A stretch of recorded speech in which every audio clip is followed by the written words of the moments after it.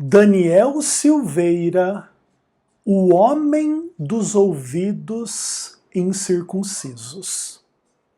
Eu sou Ezequiel Gomes, você está no canal Vem Senhor Jesus e hoje eu tenho uma mensagem para o Daniel Silveira. Naturalmente, como eu não tenho o contato direto dele, até porque ele me bloqueou no WhatsApp para não ouvir a verdade, tenho que fazer a mensagem em público mesmo. Não posso garantir que o Daniel Silveira vai ouvir a mensagem, mas livre estou do seu sangue diante do que vou dizer aqui nessa mensagem. Refletindo sobre o fenômeno Daniel Silveira, Congresso MV, eu fui impressionado pelo texto de Jeremias capítulo 6, verso 9 até o verso 21. Eu vou ler o texto completo sem considerar nenhuma questão, nenhum comentário. Depois que eu terminar a leitura, eu volto comentando ponto por ponto, ok? Antes, porém, de fazer a leitura, eu convido Daniel a fazer uma oração, e quem quiser orar comigo, fique à vontade. Senhor Deus maravilhoso, nós queremos entregar a nossa vida nas tuas mãos, e nesse momento eu oro pelo Daniel Silveira. Sem hipocrisia, sem ironia, sem sarcasmo, peço que as coisas que serão ditas aqui, caso realmente se refiram a ele, que possam servir de veículo para o seu arrependimento e para a sua transformação. Caso isso não ocorra, que tudo o que aqui está recaia sobre ele, não por mim, mas pelo poder da tua palavra. Exalta a tua palavra diante do teu povo. Eu oro em nome de Jesus. Amém. Daniel Silveira, assim diz o Senhor dos Exércitos. Diligentemente se rebuscarão os resíduos de Israel, como uma vinha, vai metendo a mão como vindimador por entre os sarmentos. A quem falarei e testemunharei para que ouçam? Eis que os seus ouvidos estão incircuncisos e não podem ouvir. Eis que a palavra do Senhor é para eles coisa vergonhosa. Não gostam dela. Pelo que estou cheio da ira do Senhor, estou cansado de a conter. Derrama-la-ei sobre as crianças pelas ruas, e nas reuniões de todos os jovens, porque até o marido com a mulher serão presos, e o velho com o decrépito. As suas casas passarão a outros, os campos também as mulheres, porque estenderei a mão contra os habitantes desta terra, diz o Senhor. Porque desde o menor deles até o maior, cada um se dá a ganância, tanto o profeta como o sacerdote. Usam de falsidade. Curam superficialmente a ferida do meu povo, dizendo paz, paz, quando não há paz. Serão envergonhados porque cometem abominação, sem sentir por isso vergonha. Nem sabem que coisa é envergonhar-se. Portanto, cairão com os que caem. Quando eu os castigar, tropeçarão, diz o Senhor. Assim diz o Senhor, ponde-vos à margem no caminho e vede. Perguntai pelas veredas antigas, qual é o bom caminho? E andai por ele, e achareis descanso para a vossa alma. Mas eles dizem, não andaremos. Também pus atalaias sobre vós, dizendo, estais atento ao som da trombeta. Mas eles dizem, não escutaremos. Portanto, ouvi, ó nações, e informa-te, ó congregação, do que se fará entre eles. Ouve tu, ó terra, eis que eu trarei mal sobre este povo, o próprio fruto dos seus pensamentos, porque não estão atentos às minhas palavras e rejeitam a minha lei. Para que, pois, me vem o incenso de Sabá e a melhor cana aromática de terras longínquas? Os vossos holocaustos não me são aprazíveis, vossos sacrifícios não me agradam. Portanto, assim diz o Senhor: eis que ponho tropeços a este povo, neles cairão, pais e filhos juntamente. O vizinho e o seu companheiro perecerão. Daniel, eu vou comentar esse texto de trás para frente, ok? Começando do verso 21 e voltando, tá? Até terminar no verso 9. Tudo bem?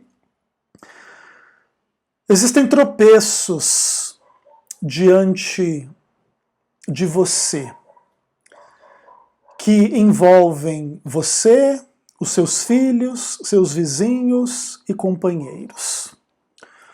Com quanto, Daniel, você, pela ignorância e desconhecimento da teologia, negam a doutrina, por exemplo, do pecado original? Vocês se esquecem que a doutrina do pecado original significa uma única coisa em essência: que existe solidariedade entre as pessoas. O que uma faz afeta a outra. O que os primeiros pais da humanidade fizeram afetaram todos os demais seres humanos. Essa é a essência da doutrina, inclusive bíblica, do pecado original. Você pode entendê-la um pouco melhor em textos como Romanos capítulo 5, né? Onde Paulo fala sobre a morte entrar no mundo pelo pecado de um só homem. E pelo fato de todos pecarem, e aí todos morrem, né? Existe ali uma tensão muito interessante. Aparentemente, a primeira parte do verso 12 do capítulo 5 coloca a culpa da morte unicamente no pecado de Adão. Na parte final do verso, ele compartilha o problema do pecado, e porque todo mundo peca, todo mundo morre. A única exceção, naturalmente, é Cristo, que sem pecado morreu, e morreu pelos pecadores. Daniel Silveira não é exceção a Romanos 5, verso 12. Daniel Silveira, se Jesus não voltar na sua geração, vai morrer. E todos morrem, por quê? Porque todos pecam, não é verdade? E a morte passou a todos porque todos pecaram. É interessante que, se você percebe na história da humanidade, as pessoas que foram sujeitas à morte, elas foram sujeitas à morte em todas as idades e momentos, desde a sua concepção até a mais longínqua velhice, né? Então, por exemplo, vamos trabalhar a ideia de que uma pessoa é concebida no ato sexual entre um homem e uma mulher, e 1 minuto depois dessa concepção, esse homem dá um tiro nessa mulher e essa mulher morre. O que acontece com o embrião? Ele também morre. No caso desse embrião poder ser considerado um homem, um ser humano, a morte passou a todos porque todos pecaram. Então a morte passou a ele porque ele pecou. O homem peca desde o embrião da sua existência, né?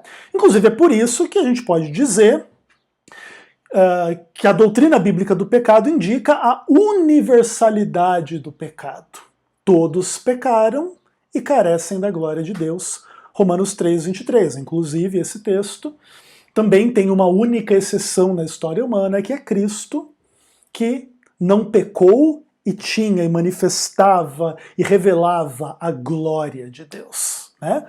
Tanto nos seus milagres, quanto nos seus ensinos, quanto na sua morte, quanto na ressurreição, quanto na sua ascensão, quanto na inauguração do seu ministério celestial lá no santuário do céu, quanto na sua ministração no lugar santo do santuário celestial, depois no dia da expiação no lugar santíssimo, depois no seu retorno e como rei que reinará eternamente, né? Cristo cheio de glória, né? a glória do Pai, etc. Glorifica-me com a tua glória que eu tive desde antes da fundação do mundo, né?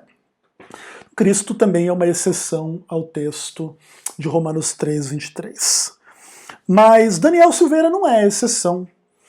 E assim como o que Adão e Eva faziam na sua esfera particular, e fizeram ao comer do fruto do conhecimento do bem e do mal, acabou influenciando as demais pessoas, as burrices, as mentiras, as heresias e os enganos de Daniel Silveira também atingem seus filhos, vizinhos, companheiros, internautas e tudo mais. E agora, nessa esfera de influência maligna, no caso, né, Daniel? Eis que Deus põe tropeços diante de você. Pelo menos é o que o texto diz. Pelo menos é uma instância da revelação.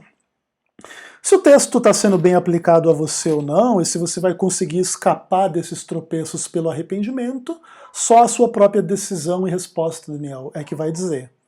Mas eu te garanto que se você não se arrepender, isso aqui vai se cumprir, não é porque o Ezequiel está falando. Lembra lá no verso 9? Assim diz o Senhor. E aí o que acontece?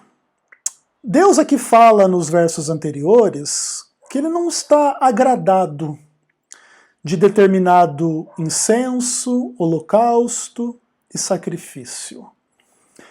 Naturalmente, Daniel, a distância entre a realidade do tempo de Jeremias e a sua vida e a minha vida, né, é uma distância bastante grande. E a gente hoje não oferece, como os israelitas do passado ofereciam no templo, né, o incenso, os sacrifícios, que inclusive simbolizavam o sacrifício do próprio Cristo, né, e etc., e cujo sangue era trazido lá para aspergir as vestes do sumo sacerdote no dia da inauguração do Santuário da Terra, inclusive entrando no lugar santíssimo, né? É dessa imagem, inclusive, que Ellen White tira a aplicação dizendo que, retendo a humanidade, Cristo levou lá o sangue da expiação ao lugar santíssimo, aspergindo suas próprias vestes, né? Que é exatamente a imagem da inauguração do santuário, inclusive fazendo menção específica ao lugar santíssimo, né? Mas você já está cansado de tomar aula de Bíblia sobre esse assunto. Seja como for, Daniel, me parece que você tem as suas próprias versões do seu incenso, dos seus holocaustos e dos seus sacrifícios, né? São as suas orações, são as suas músicas, são os seus vídeos, são o seu trabalho missionário. Me parece que não está agradando. E não está agradando não é porque você esteja desagradando o homem Ezequiel, porque o homem Ezequiel não é a fonte dessa mensagem aqui, tá? Eu acho que está desagradando, Daniel, porque nas suas orações, no seu louvor, nos seus vídeos, nos seus ensinamentos, você está misturando a verdade com o engano. Essa é a obra de Satanás. Você, Daniel, faz a obra de Satanás. Se ninguém nunca tinha dito para você, eis que eu digo para você. Tudo bem? E aí o que o texto continua dizendo um pouquinho antes, né? Deus demanda a atenção da terra. Ouve, ó terra, porque eis que eu, Deus, trarei mal sobre este povo, o próprio fruto dos seus pensamentos. E por quê? Porque não estão atentos às minhas palavras e rejeitam a minha lei.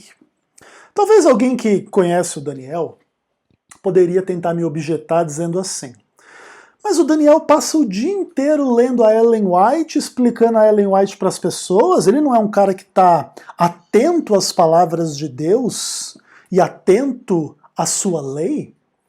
Olha, não adianta nada você passar o dia inteiro lendo Ellen White, a Bíblia, o que quer que seja que você leia, e ainda assim ser uma pessoa mentirosa, desonesta, herética, falso mestre, falso profeta, a pessoa que desvia dízimo, que deveria ir para a igreja, para o seu próprio movimento herético, né, diabólico e tudo mais. Veja bem, só nessa última polêmica sobre essas questões do santuário, etc., nós percebemos, facilmente meia dúzia de desonestidades e mentiras da parte do Daniel, né? Inclusive dizendo que Ellen White escreveu o texto, que foi Iran Edson que escreveu. Depois ele inclusive pediu desculpa nesse ponto, caso a desculpa não tenha sido só porque foi pego com a boca na botija como um mentiroso que você é, Daniel. Aí tudo bem, eu até entendo que nesse ponto específico você está perdoado. Mas e todas as demais mentiras? Através das quais você manipula as frases, não só do Paroski, mas de outras pessoas, para inferir sobre elas a sua burrice, a sua maldade, para criar o preconceito que você tem e espalhar ele para os outros, né? Essa não é uma obra honesta e verdadeira e transparente e clara e etc, né, Daniel? Então, você não está nem um pouco atento às palavras de Deus e à lei de Deus. Pelo contrário, você rejeita essa palavra e essa lei descaradamente, através da sua vida, dos seus conteúdos, dos seus ensinos, né? E nesse caso, a sentença não é do Ezequiel, Daniel. A sentença é do Senhor. Deus vai trazer mal sobre você se continuar nesse caminho. Lembre, obviamente, que tudo isso é condicional a você continuar nesses caminhos, né? Não dando atenção à palavra e rejeitando a sua lei. Caso se arrependa e se converta, aí você vai ter essas maldições todas aqui retiradas de sobre a sua cabeça, né? Então não fique aqui achando que eu estou pregando aqui a maldição e a condenação sobre a sua vida, tá? Eu estou simplesmente, seriamente te dizendo o que Deus me disse na minha percepção particular, na minha relação com o Espírito Santo, ok? Você pode não crer, você pode zombar, você pode ignorar, você pode tapar os ouvidos, daqui a pouquinho a gente vai falar sobre isso, né? Mas você não vai poder dizer que ninguém nunca te falou, tá bom? Aí nos textos anteriores, tem uma coisa muito interessante. No verso 17 diz que Deus colocou atalaias sobre a sua vida, Daniel. E parece-me que eu não sou o único. Acho que tem bastante gente, já inclusive há bastante tempo, tentando te avisar do mau caminho no qual você está andando, né? E esses atalaias, eles dizem, né, que tem que estar atento à voz da trombeta, mas você que é o objeto da mensagem, o que você diz? Não escutarei. E aí a coisa é pesada, né? Por isso que daí Deus diz, então ouça as nações, o que eu vou fazer com eles? Ouve a terra, eu vou trazer o mal sobre esse povo, fruto dos seus pensamentos, e você não está atento à minha palavra, à minha lei, etc. Tá entendendo o contexto? Legal. É muito interessante aqui, Daniel, que nesse caso a imagem do texto que Deus me enviou para conversar contigo, fala aqui da trombeta, né? Que não é esse berrante ridículo que você está usando. E eu não estou querendo ridicularizar simplesmente a imagem do berrante, tá? O que eu tô querendo dizer é que é vergonhosa a sua pretensão teatral de ficar tocando trombeta por aí, né? Só se for a falsa trombeta da heresia, da mentira, do engano, da maldade, da malícia, da distorção. Aí, nesses pontos eu vou concordar que esse é o berrante que você tá tocando, tá bom? Eu me sinto na responsabilidade de ser um dos atalaias sobre você para te avisar, tá bom? E basicamente é isso. Você está dizendo que você não vai escutar. Tudo bem. Por conta e risco, seu mesmo, tá bom? Verso 16. Assim diz o Senhor, você, Daniel, deveria se pôr à margem do caminho, ou seja, não achar que você tá na direção. Você coloca de lado um pouquinho, tá? Tira um pouco o foco de si mesmo, né? Como pessoa vaidosa, orgulhosa, egoísta que você é. Tira um pouco o foco de você. E pergunte por quais são as veredas antigas. Isso é uma coisa interessante. Você está supondo que você sabe o caminho. Que você sabe quais são as veredas antigas, mas você não sabe. E quando você tiver a resposta sobre qual é o caminho e quais são as veredas antigas, aí você deve andar por ele, e aí você vai achar descanso para a sua alma. Mas o que o texto diz? Mas eles dizem, não andaremos. Eu vou falar um pouquinho para você sobre as veredas antigas. Daniel, eu tô com um livro aqui na minha mão que tem 2.600 anos de idade aproximadamente. Livro do profeta Jeremias. Isso aqui é vereda antiga. Ellen White viveu há 150 anos atrás. Não dá para chamar de veredas antigas. Ah, você acha que eu nego Ellen White então, Daniel? Aí eu vou dizer para você. A Ellen White, que você diz crer e seguir, disse que esse texto aqui de Jeremias, e o contexto todo no qual ele está presente, que é um livro chamado Bíblia Sagrada, é a única regra de fé, doutrina e prática. Isso é uma coisa muito interessante, porque você não sabia disso, né, Daniel? Você achava que as coisas que a Ellen White fala são regra de fé, doutrina e prática. Não apenas de igual autoridade que a Bíblia, com até assim, maiores e melhores do que a Bíblia, porque você não vai enganar a gente, né, Daniel? Você não vai supor que você engana a gente, né? Que você considera a Bíblia a única regra de fé e doutrina em obediência ou em crença ao que Ellen White diz. É óbvio que você não acredita nisso, não é verdade? E, inclusive, esse é um dos motivos pelos quais, Daniel, você não se concentra nas antigas veredas, no antigo caminho. É porque você simplesmente abandonou as antigas veredas e os antigos caminhos, não é verdade? Você abandonou a carta aos Romanos, não é verdade? Você abandonou o livro de Jeremias. Como eu li na última mensagem que eu gravei para você, você abandonou Eclesiastes capítulo 7, verso 20. Não há homem justo sobre a terra que faça o bem e que não peque. Mas você sabe qual que é a sua teologia, Daniel? Há ou haverá no futuro muito breve 144 mil homens sobre a terra que farão o bem e que não pecam.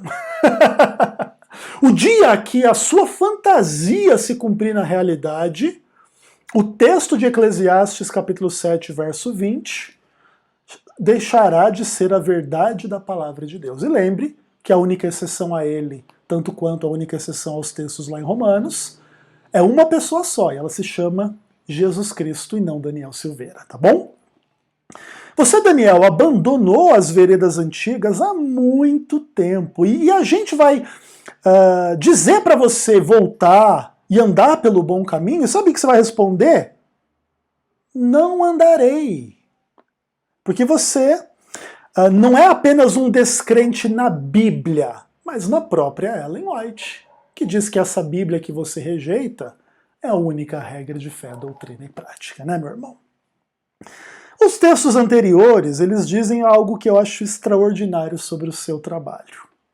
Curam superficialmente a ferida do meu povo, dizendo paz quando não há paz. Serão envergonhados porque cometem abominação, sem sentir por isso vergonha. Nem sabem que coisa é se envergonhar. Portanto, cairão com os que caem, quando eu os castigar, tropeçarão, diz o Senhor. Daniel, você pretende ser o reformador que está curando as feridas, reparando a brecha, né? Não é verdade? Acho que quem te segue deve estar em paz, não é verdade? Pois é, né? Você aqui é descrito, Daniel, como alguém que cura a ferida das pessoas superficialmente. Você realmente acha que a cura dos problemas das pessoas é ir morar no campo?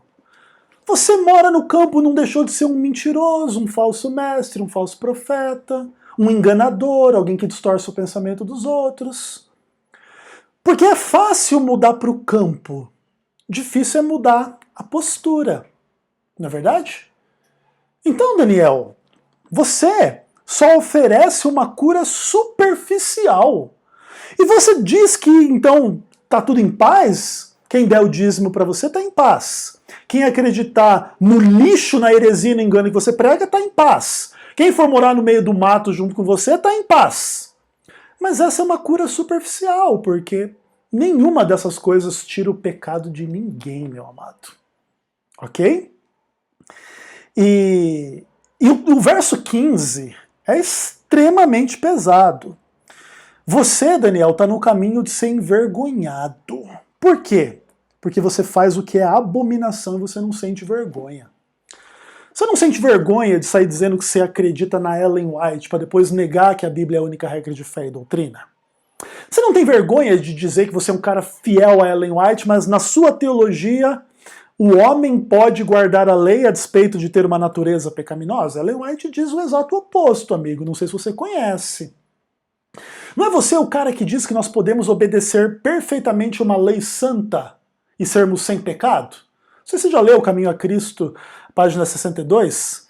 Não podemos obedecer perfeitamente uma lei santa. Você não sabia disso, né? Sabe por que, Daniel, que você não sabia? Porque assim como você cura superficialmente as feridas dos outros, você só dá atenção a Ellen White, menos ainda à Bíblia, de forma superficial. Para encontrar as ênfases que você deseja, para afagar o seu próprio ego, né? Para que você seja reconhecido como um reformador, um líder, alguém corajoso para tocar nas feridas e curar e resolver e blá blá blá. Só que o que aqui se diz é que, desde o menor até o maior no Congresso MV, todos se dão a ganância, seja o profeta Daniel Silveira ou seus sacerdotes. E qualquer um que pregue em Congresso MV. Mauro Carnassali, aí já não saberia dizer Hilton Cruz, não sei se a Karine Correia já pregou por lá também, Maísa Ribeiro, você pode multiplicar quem você quiser aí. Todos, desde o menor até o maior, estão em busca da ganância e usam da falsidade, porque creem no engano e pregam o engano. E eu acho interessante a ganância aqui no caso. Porque essa ganância não necessariamente é financeira, mas é um status social dentro do grupo da igreja, a igreja dentro da igreja, enquanto os outros são fiéis, aliás, enquanto os outros são infiéis, vocês são os fiéis, né? Vocês gostam dessa ilusão, vocês não gostam? Vocês gostam de achar que vocês são melhores que os outros, não gostam? Acho extremamente interessante. A postura e o julgamento aqui está, na minha perspectiva, daquilo que é a minha comunhão com o Espírito. Essa é a minha percepção, ok? O verso 12 diz que as suas casas passarão aos outros, seus campos e mulheres, porque Deus vai estender a mão. Não adianta ter campo, né? Os seus campos também vai passar para o outro, né? Porque a hora que a maldição cair, não vai restar ninguém nesta terra, né? Não vai adiantar estar no meio do mato, não, meu amado. Não vai adiantar. Porque lá o juízo de Deus vai te encontrar. Se você não se arrepender, obviamente. Né? Junto com os demais mencionados aí. Fica o recado, fica a dica, pessoal. Verso 11, o profeta diz, né, que ele estava cansado de conter a ira do Senhor, ele ia derramar sobre as crianças, as reuniões dos jovens, o marido e a mulher, os velhos.